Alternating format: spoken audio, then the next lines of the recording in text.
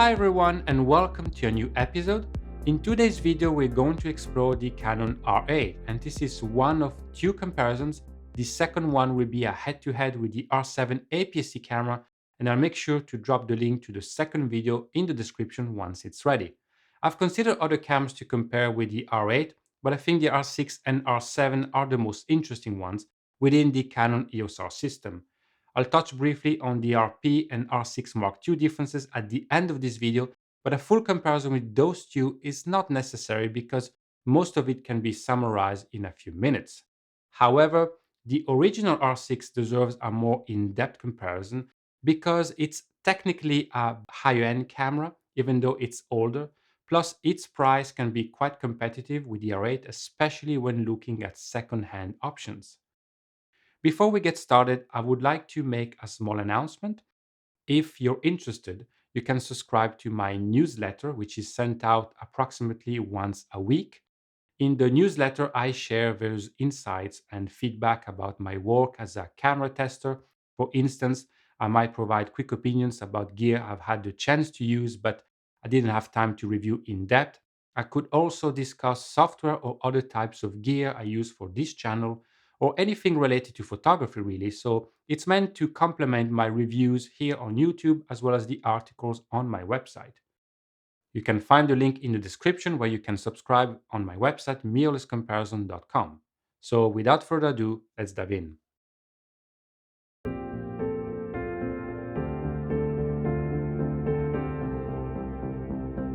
Here we have the two cameras, with the R6 being the larger model, as you can see. So if you're seeking something more compact and lightweight, the R8 is the one to consider. However, the larger body of the R6 comes with several benefits. Firstly, we have the grip. The R6 features a larger grip, enhancing its comfort when using big and heavy lenses. To be fair, the R8 grip is not that bad. I was able to use the camera with the 100-500mm lens attached without any issue. However, it's clear that the R6 grip feels more substantial in your hand, especially when working with this type of lens. Second, both cameras are weather resistant, although the R6 should theoretically offer a more advanced level of protection. Unfortunately, I wasn't able to test this aspect, so I won't delve further into it. Benefit number 3, the R6 provides more physical controls. These include the AF joystick and a 3-way dial system for managing your exposure settings, 2 dials on top and 1 on the rear. Additionally, there are a few extra buttons, notably the magnify and rate buttons at the rear, along with a custom button at the front. While the R8 maintains solid ergonomics, it features only 2 main dials for exposure control and lacks a joystick. To adjust the autofocus area, you can either use the 4-way pad on the rear or the touchscreen. The latter remains functional even when composing through the viewfinder. The fourth advantage of the R6 is the viewfinder. It is larger, has high resolution, and offers greater magnification. The eye point is also long enough to maintain a comfortable experience for those who wear glasses.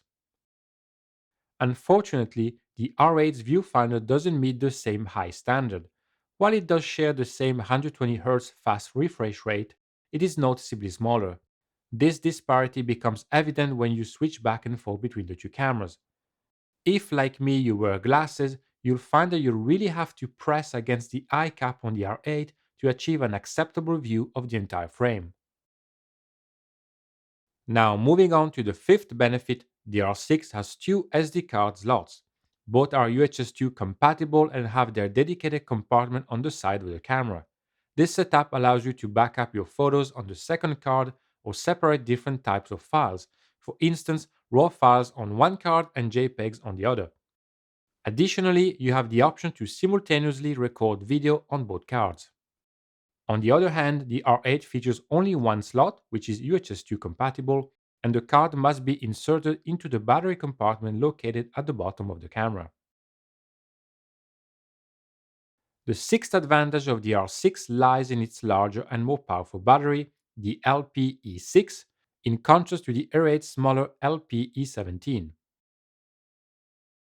To provide a real-world example, while using the R8, I was able to capture approximately 1,000 photos of red kites in flight, including a few sequences using the raw burst mode, plus some video clips in Full HD 180p. After all that, there was still about 25% of battery life remaining. The R6 performs better, unsurprisingly. With it, I can capture just over 2,500 images of birds in flight, record various 4K video clips, and still have around 40% of battery life left. Where the R8 faces its biggest challenge is with video recording. A fully charged battery on the R8 lasts for approximately 34 minutes when recording 4K 25p. In comparison, the R6 battery can handle roughly 113 minutes, equivalent to almost 4 consecutive clips, under the same settings. Furthermore, if you're looking to extend the battery life of the R6 even further, there's an optional battery grip available, the BG-R10. Unfortunately, there is no such accessory for the R8. Alright, so those are all the primary advantages of the R6 when it comes to design, ergonomics, and functionality. However, there are a few exclusive features on the R8 that you won't find on the R6. One notable example is the photo video switch. This is interesting because it allows you to use the main shooting dial to select specific shooting modes, like manual or aperture priority, which apply not only to stills but also to video. In the same way, you can configure the two custom modes separately for both photo and video settings. Another unique feature on the R8 is the new multifunction shoe designed to work with digital audio up to 4 channels when using compatible microphones. The third advantage of the R8 might not be immediately apparent, and that is internal heat management or overheating. I'll delve into this topic in a dedicated chapter later on, so bear with me, but right from the start, I can tell you that despite its larger size, the R6 has more limitations when it comes to overheating. The final observations I can share about these two cameras are that, much like all Canon cameras I've had the chance to test, the buttons are nice to press and precise to use. The layout is well organized, making it easy to get accustomed to all the controls quickly. The R6 comes with 7 custom buttons, while you can personalize up to 10 buttons on the R8. However, this number includes the 4-way pad at the rear. If you opt to use the pad in all directions for moving the autofocus point, then the count of available buttons on the array decreases to 6. As for the menu system, both cameras share the same graphical interface and overall organization, except for a few small things. Both cameras feature a My Menu section, but only the R8 allows you to customize the Q menu. The rear screens of both cameras are also identical. They both offer a multi-angle mechanism, excellent resolution, and touch sensitivity. The touch response is swift and accurate on both models, even while navigating the menu. And lastly, the physical connectors are identical on both cameras. You get a remote input, a microphone input, a headphone output, a micro HDMI output, and a USB Type-C port which works at 10 gigabit per second. Both cameras can be charged or powered using the USB port, provided you use a high current power bank that is compatible with power delivery. It's important to note that the battery won't charge while the cameras are turned on.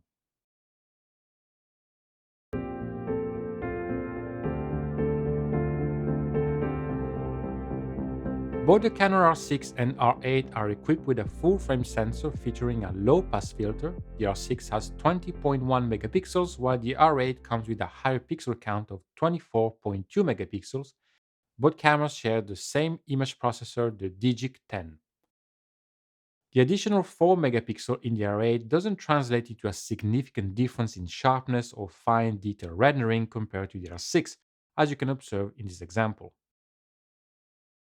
Moving on to dynamic range, there are no surprises either. When working with RAW files, both the R6 and R8 exhibit excellent capability to recover a substantial amount of information in the shadows and highlights. Even when pushing shadow recovery to more extreme levels, the distinction between the cameras remain minimal. There might be a touch more noise noticeable on the R6, particularly in the blue coat of the staff toy, but it's nothing to be overly concerned about. Additionally, the ability to recover highlight information is very similar between the R6 and R8. When it comes to ISO performance, both cameras offer the same normal and extended range.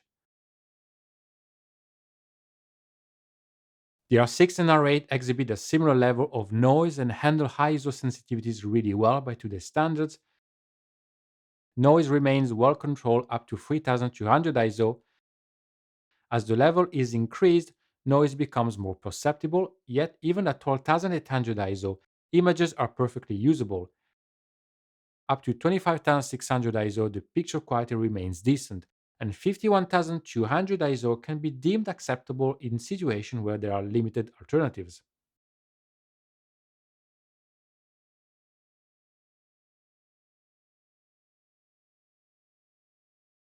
An intriguing distinction can be observed when comparing the straight out of camera JPEGs and Canon's picture styles, particularly with respect to portraits and skin tones. The R6 JPEGs display a warmer, slightly yellowish tone when using the standard style, whereas the R8 presents a more balanced appearance. In the case of the portrait style, both images experience an increase in red tones, while the R8 is also showing a subtle hint of magenta. The neutral style gives you a more even balance on both cameras, although the R6 still leans slightly towards a yellowish tint when compared to the R8.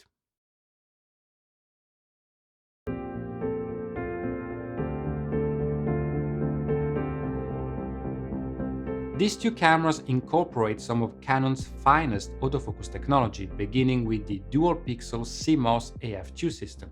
Additionally, their advanced deep learning capabilities empower them to recognize and track various types of subjects. Although the R8 is positioned in a category below, it benefits from being a more recent release. Consequently, it inherits an updated version of Canon software and algorithms, the very same iteration found in the more expensive R6 Mark II.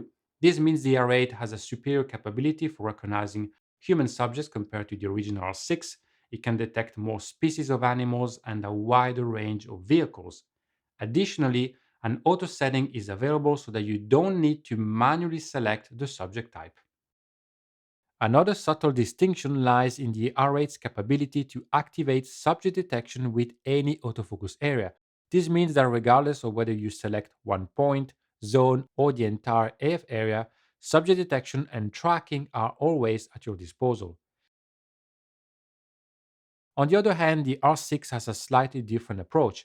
It has a dedicated tracking mode setting for subject detection, which operates across the entire sensor.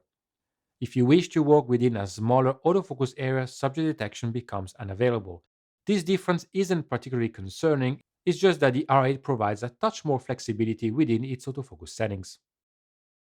So the R8 seems like the better camera, but just how much better? Well, actually, my first test shows a very similar performance when it comes to subject detection for people and the accuracy of eye autofocus in particular. As you can see, the hit rate is almost perfect on the R6, with only a few shots being slightly soft on the eyes. The R8 performs on the same level. The same test in 4K video mode using the two cameras with the 7200mm f2.8 shows equal performance. They are fast and precise in tracking the person from start to finish.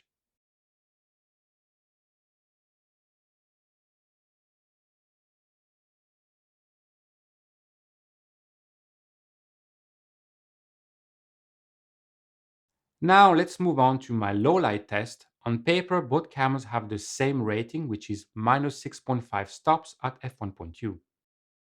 As you can see, the keeper rate with the R6 is very good at 85%. There are only two shots out of focus. The R8 does slightly better with a 90% hit rate and no autofocus images, just a few that are slightly soft. In 4K video mode, the performance is very similar.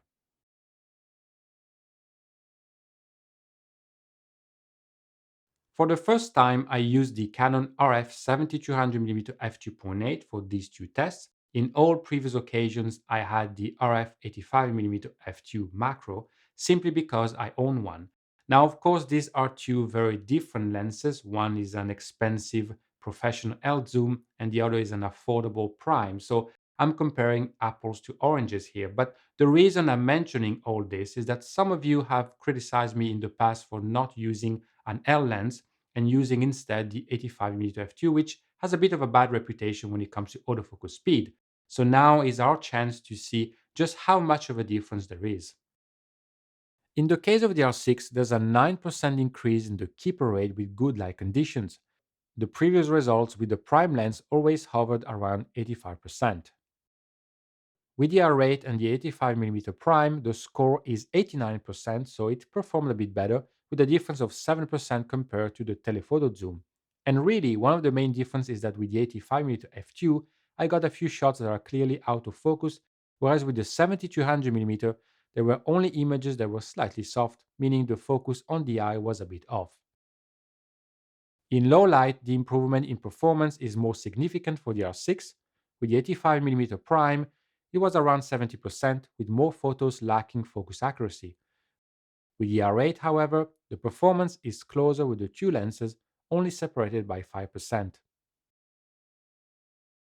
The 70-200mm f2.8 is quite an expensive lens and a bit overkill for the R8, so it's nice to see that the 600 bucks 85mm can perform to a good level. The main thing to pay attention to with the prime lens is the performance at short distances because it is a semi macro lens and that's the range where it struggles more and where you can get out of focus shots more easily. Next, let's talk about subject detection for animals and birds. The cameras can recognize their body, head, and eye, choosing one or the other depending on the distance. If the animal is small in the frame, we'll likely go for the body or head. The R6 always gave me very good performance with a variety of animals and birds, but the improvements brought by Canon on a software level make a camera like the R8 just perfect.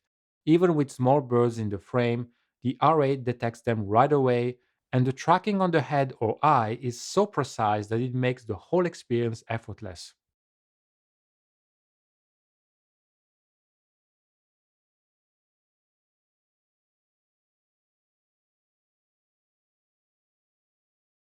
When testing this kind of subject, I'm often surprised to see cameras recognizing birds even when they are partially hidden.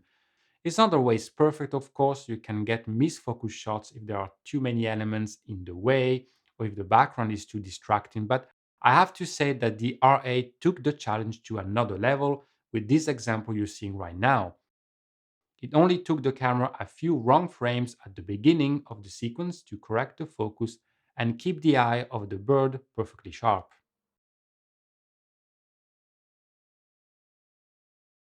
Concerning birds in flight, the R8 performed exactly as expected, with a keeper rate that matches that of the R6 and R6 Mark II and is only 1 point behind the flagship R3.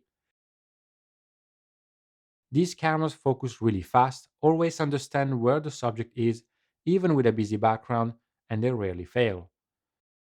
What impresses me with Canon is how consistent its cameras have been since they decided to up the ante. With the arrival of the R5 and R6 in 2020, the autofocus behavior, the performance, the results have been incredibly consistent among all the full frame cameras I've tested, whether it's the expensive flagship R3 model or the consumer level R8.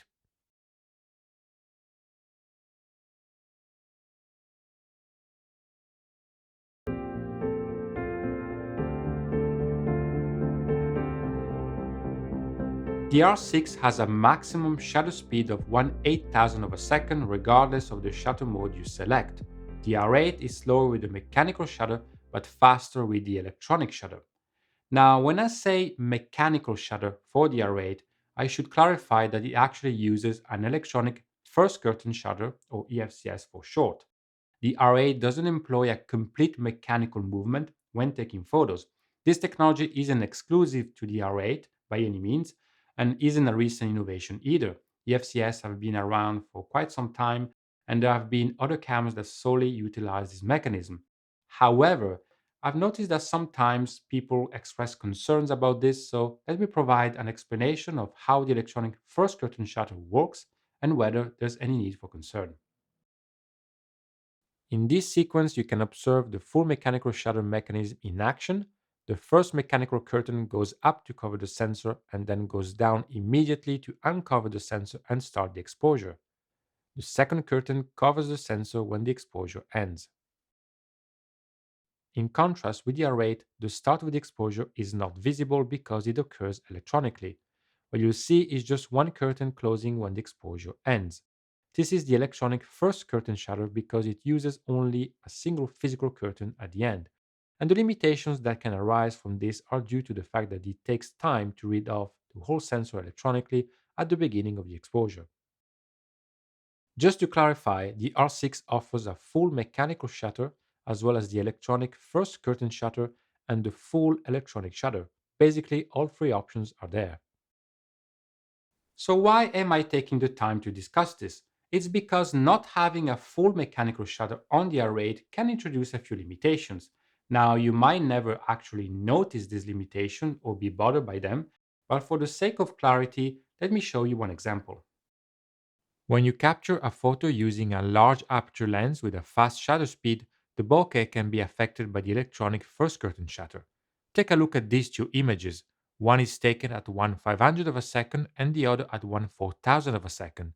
As you switch back and forth between these photos, you'll notice how the background stretches towards the top in the picture taken with the faster shutter speed. Now look at the same scenario using the mechanical shutter or the electronic shutter, both are valid. The background remains consistent. So this issue with the bokeh arises only when using the electronic first curtain shutter. In most situations, when using the EFCS with a wide aperture, 1.2, 1.4, f2, the easy solution is to keep your shutter speed below a certain threshold, usually not faster than 1/500 of a second, to avoid this effect.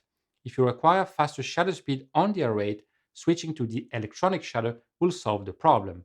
However, it's important to remember that the electronic shutter also has its limitations.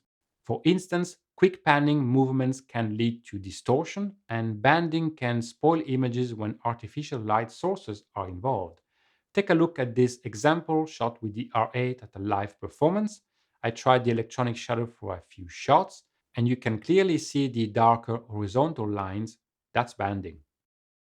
So, if neither the electronic shutter nor the electronic first curtain shutter prove suitable for your scenario, the R8 would leave you without another option. In contrast, the R6 still offers a full mechanical shutter, meaning no banding, no distortion, and no weird bokeh effect with fast shutter speeds. What I've just demonstrated with the electronic first curtain shutter is a single example, and there's more to explore. For instance, banding might occur, although it's not as pronounced as with the standard electronic shutter. Additionally, there could be an uneven exposure where a portion of the frame appears slightly darker, but it wouldn't be very strong and most likely easy to fix in post. So, in my experience, the bokeh distortion is the most frequently observed outcome, or at the very least, it's the effect that is the most easy to identify. That doesn't mean you're going to notice it straight away, unless you do a side by side comparison like I did. Most likely, you might find the bokeh of your image a bit nervous, and you may realize it's because you use the EFCS. Now that you have hopefully digested all of this, it's important to understand that you would require very specific circumstances for both the electronic shutter and the electronic first curtain shutter to fall short. And hopefully, you won't encounter these specific circumstances on a daily basis. So, I believe the absence of a full mechanical shutter on the R8 is unlikely to be a deal breaker. The key is to be aware of these limitations and understand if they are going to be a problem for you or not. Most of the time, I think you'll be able to work around them.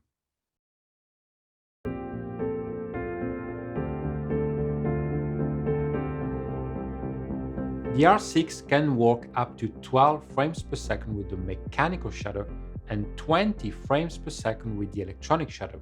The R8 is slower with the electronic first curtain shutter at only 6 frames per second, but faster with the electronic shutter offering a superb 40 frames per second speed.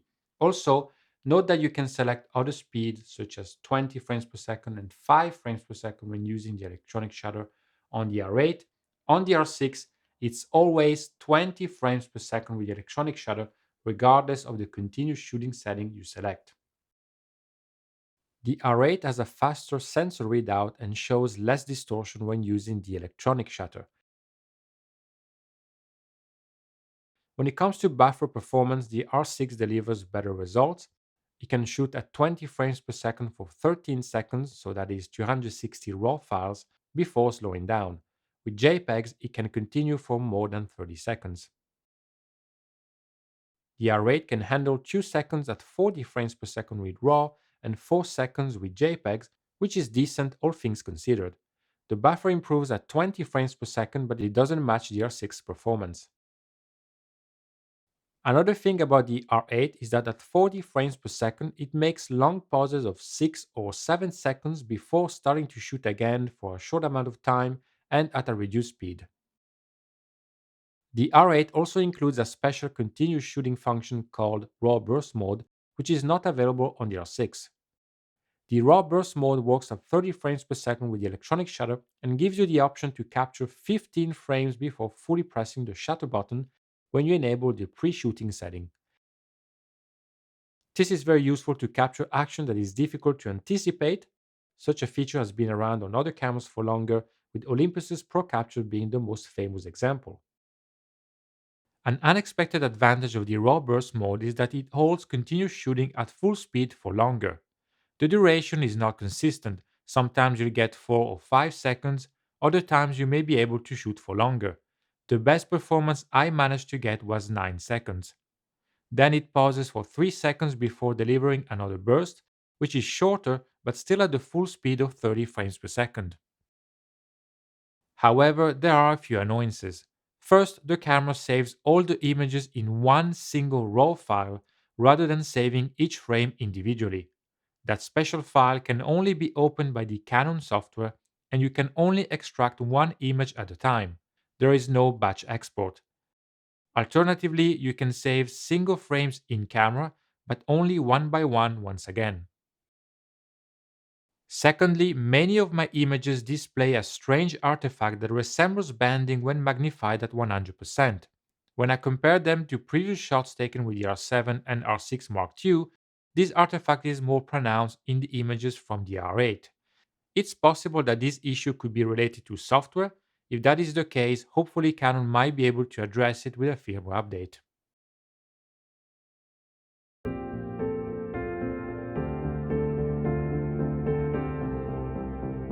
The R6 and R8 can record 4K video up to 60p by oversampling, which means they use all the pixels available on the 16:9 portion of the sensor. The primary difference is that the R6 applies a small crop of 1.07 times, resulting in a slight alteration of the lens's angle of view. So for example, 24mm becomes 25.7mm, which is a small difference. In contrast, the R8 doesn't apply any crop. Sharpness and details with 4K recording is very good on both cameras when paired with a good lens, of course, and there are no relevant differences to talk about. The R8 has an advantage with Full HD video because it can record up to 180 frames per second using the high frame rate mode, while the R6 stops at 120 frames per second. In short, you get more slow motion on the R8.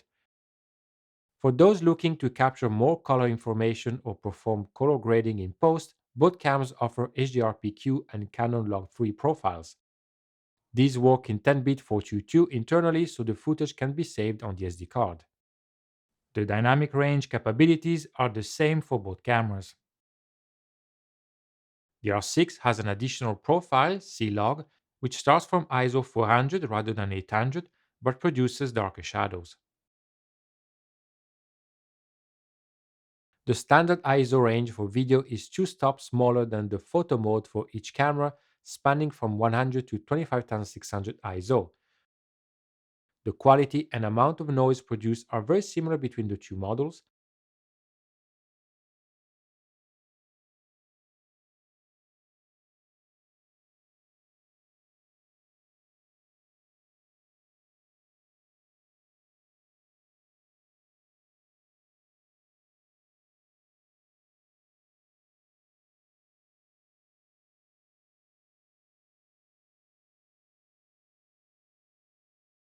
The extended ISO values result in noticeable noise, making the footage kind of useless.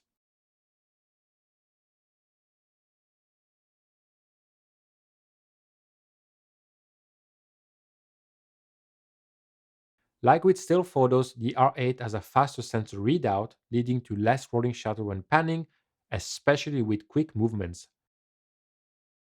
The 50p frame rate reduces the amount of distortion for both cameras.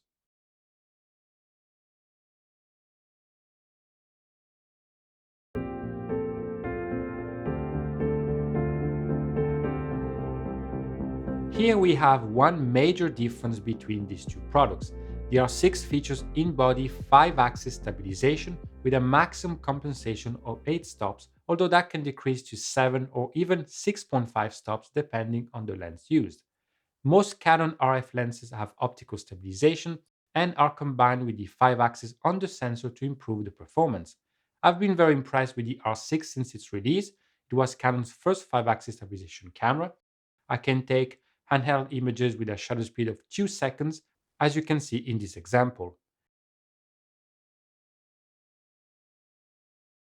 The R8, on the other hand, lacks any stabilization mechanism on the sensor, so you have to rely on lenses with optical stabilization technology. At this point, you may wonder how much of a difference there is between sensor plus optical stabilization on one hand and optical stabilization alone on the other hand. I made a test using the RF 24-105mm f4 lens at 24mm. I took 10 shots for each exposure time and calculated how many were sharp for each shutter speed. I was able to replicate sharp images with a 2 seconds exposure on the R6 with a stunning keeper rate of 50%. From half a second, the hit rate is almost perfect, and from 1/8 of a second, it's a no brainer. However, the real surprise is the R8, or should I say the 24-105mm lens. A handheld shot taken at 1 second is possible, and from 1/4 of a second, the difference with the R6 and its IBIS mechanism is negligible. If you consider that handheld photos taken at 2 seconds or 1 second are not something you need every day, hopefully, I would say you're not without options with the R8, as long as the stabilization of your lens does a good job. For video, the R6 provides more stability when walking with a camera, whereas optical stabilization alone can compensate for all the shakes on the R8.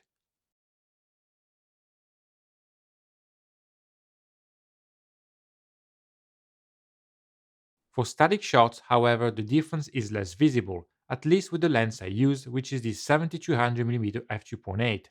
The R6 is slightly smoother, but if you activate electronic stabilization, aka digital IS, the R8 actually does a better job. Keep in mind that with digital IS, the sensor gets cropped as a result. It is also interesting to note that the R6 gave more inconsistent results with static video footage. In more than one occasion, I had to wait 5 to 10 seconds for the image to stabilize to an acceptable level. Initially, it looked like the IBIS and optical stabilization were fighting each other, producing more jerks than expected.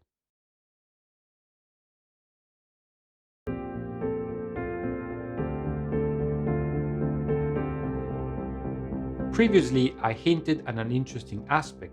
The R8 handles internal heat better than the R6 despite its smaller size. Let's talk about this. First of all, the R6 has a 30 minute per clip limitation regardless of the resolution or frame rate you select. In contrast, the R8 does not have such a limit up to 4K 30p, but it does have a 30-minute cap for 4K 50 and 60p. The R6 has never excelled in terms of heat management despite receiving several firmware updates. I've put the camera through multiple tests in the past and I tested the R6 again for this review. It managed to record the first 30-minute clip in 4K 25p without any issues. At that point, the screen indicated that I had only 5 minutes of additional recording time available. I pressed the red button, and after 9 minutes, the camera displayed an overheat warning. Eventually, after 16 minutes, the camera shut down. From this point onward, you need to wait for approximately 5 minutes before you can get another 10 to 15 minutes of recording time. Then this cycle of recording a little bit and then shutting down to cool repeats. It's notable that 3 years later and after multiple firmware updates, the R6 still struggles with the same issue, which really shows it's a fundamental design flaw. Surprisingly, this time around, the results are worse compared to the initial test I did in 2020. Back then, I managed to record for about 25 minutes in the second clip before the camera shut down. Anyway, the R8 does a much better job. For starter, it has a more precise overheating warning system on the screen, with 10 bars that gradually appear as the internal temperature increases, providing ample warning before a potential stop. The R8 performed much better in my test. First, in 4K 25p, it recorded for a full 2 hours before stopping. I immediately started another recording and it continued until the card was full. The overheating warning remained the same, 8 bars out of 10, so it seems the R8 doesn't overheat with 4K 25p, at least in ambient temperature of my indoor test, which was around 21 degrees Celsius. Of course, in a warmer situation, the R8 might stop sooner. However, in 4K 50p, the bars on the overheating warning increased more rapidly. After 9 minutes, there were already 4 bars, and the camera shut down after 23 minutes of recording, falling short of half an hour. Despite this, the array didn't feel significantly warmer compared to before, leading me to believe that Canon's engineers chose a cautious approach. To eliminate any doubts, I made another 4K 50p test the following morning, and the camera managed an additional 5 minutes, stopping after 28 minutes. Both cameras have a setting you can enable to record for longer when the temperature increases, and I made sure that was active on the R6 and R8. Another thing I wanted to mention with the R8 is that the overheat indicator appeared on the screen a few times while taking still pictures. The first time was while taking photos of birds near a feeder using a slow dry speed. The outside temperature was not very warm.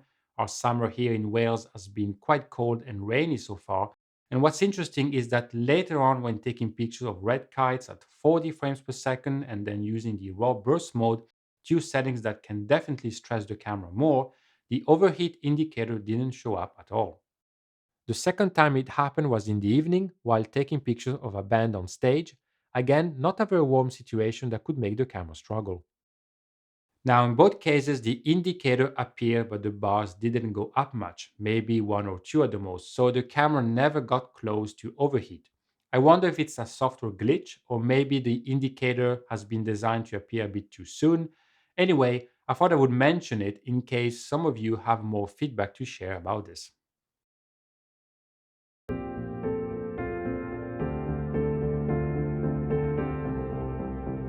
There is a number of things these two cameras have in common, and they are basic features by today's standards, such as Wi Fi, Bluetooth, time lapse mode, and exposure bracketing, just to name a few. However, the R8 is a more recent model, and as such, it gets most of the latest features Canon has added to other cameras in recent times.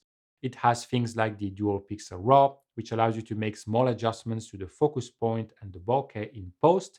You can use the R8 as a plug and play webcam with just the USB cable, whereas with the R6, you need to install the EOS webcam utility plugin. There are more options to reduce flicker and banding, but two things I want to highlight are breathing compensation and focus stacking.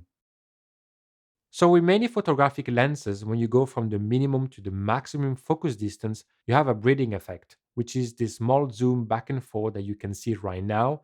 That is often something video makers don't like because it can be distracting. If you activate breathing compensation, that effect is gone, and as you can see now, the focus transition is absolutely perfect. The image is cropped a little as a result, and as of now, this function doesn't work with all Canon lenses, but only a restricted selection. The second feature is focus stacking. Both cameras have focus bracketing, but the R8 can also create a stacked image in camera, and it saves that in JPEG. It works quite well if you're careful in selecting the right focus increment, although sometimes a few small artifacts can appear, like here in this photo if I magnify around the handlebar.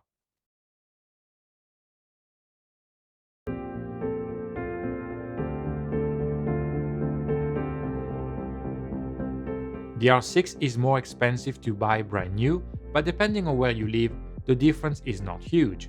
These prices are for the body only. When we consider the second-hand market, the price of the R6 becomes much closer to that of the R8, and in some cases, even less depending on your country of residence. Additionally, you might be able to find the R6 for an even lower price, while the R8 could eventually become less expensive in the second-hand market. There aren't as many options available currently due to its recent release. Before the conclusion, let's take a quick look at two other Canon cameras, the RP and the R6 Mark II. I'll explain their differences compared to the R8 in case you're considering these options as well. A comparison with the RP is very easy. The RP and the R8 have the same body design, minus a few small differences with the controls. For example, the R8 has the dedicated photo video switch we talked about at the beginning. The RP is less expensive because it is 3 years older, but if you can afford the R8, just go for it because everything is better on the R8. Better image quality, superior dynamic range, much faster and reliable autofocus for photos but also video, much faster dry speed, more extra features. It's just another level. The RP is a decent camera, the autofocus for stills is good enough, and so is the quality at high ISO, but it is a slower camera overall. Even just adjusting settings, it feels slower. It has a lot of limitation for video. For example, in 4K, there is a massive sensor crop, and the autofocus is very slow in 4K because it doesn't use face detection.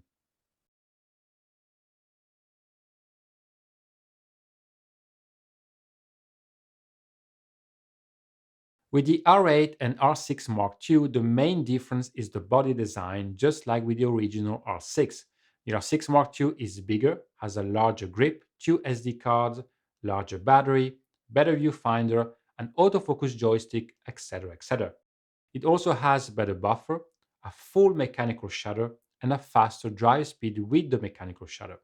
You also get 5-axis image stabilization and you can record 4K 50 and 60p for longer, so less overheating limitations with those specific frame rates. However, if you can do without the features I've just mentioned, the R8 offers the same image quality, same impressive autofocus performance, and same video quality. And it is available for a much more affordable price point. Last but not least, if you're interested in a comparison between the R6 and the R6 Mark II, I've already covered that in a separate video. You can find the link in the description below.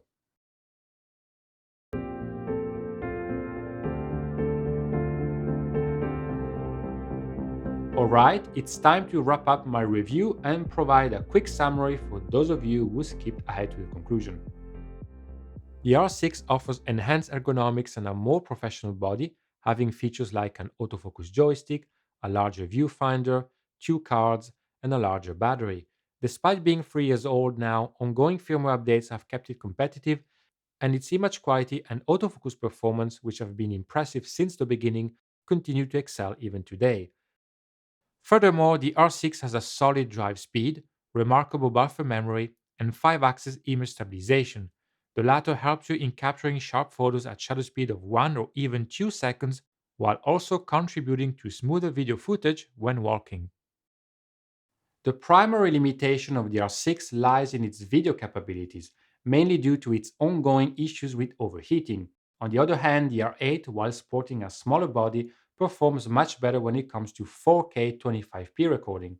Other than this, the R6 is a compelling option, especially if you're open to exploring the second-hand market where you might find attractive prices. However, if you prefer buying new, perhaps due to the extended warranty or other factors, then the R8 presents a very intriguing choice. While its body design may be less superior, though some of you may appreciate its compactness, the R8 stands as a remarkable camera in terms of quality and performance. In certain aspects, such as autofocus, it even outshines the R6.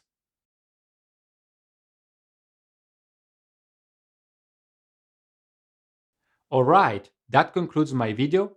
Thank you for watching, as always. Just a reminder that if you are interested, you can subscribe to my newsletter. The link is available in the description below.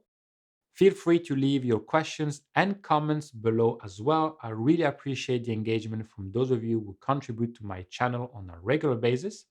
Remember to like, subscribe, and stay tuned for the upcoming R7 versus R8 video.